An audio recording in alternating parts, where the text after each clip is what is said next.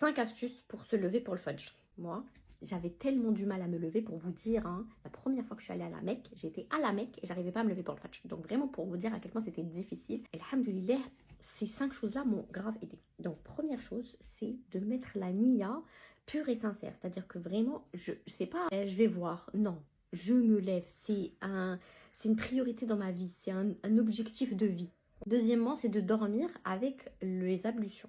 Troisièmement, c'est de faire des doigts. Alors demandez à Allah de créer des situations qui vont vous aider à vous lever. J'ai fait ça. Vous savez, Allah, il a créé quoi comme situation?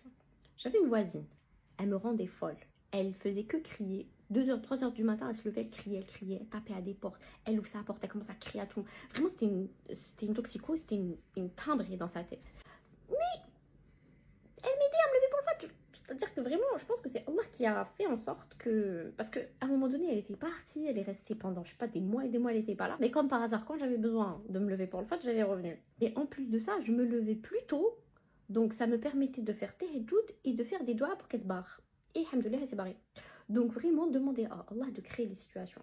Pareil, il y avait des moments, je vous jure, à une période, des heures, c'est-à-dire que genre 5 minutes avant le Fajr, c'est incroyable, 5 minutes avant le Fajr, j'avais tellement mal au bas du dos que j'étais obligée de me lever, de m'asseoir, obligée. C'est-à-dire qu'après, ça y est, le sommeil est terre. J'étais obligée d'aller prier. Donc vraiment, c'était des...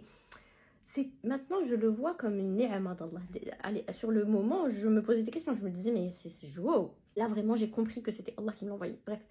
Numéro 3, c'est j'ai changé mon réveil en mettant le Eden. C'est-à-dire quand j'entendais le Eden, ça me faisait peur. Genre je me disais je peux pas entendre le Eden et pas me lever. Alors que quand c'est des ben on s'en fiche un peu.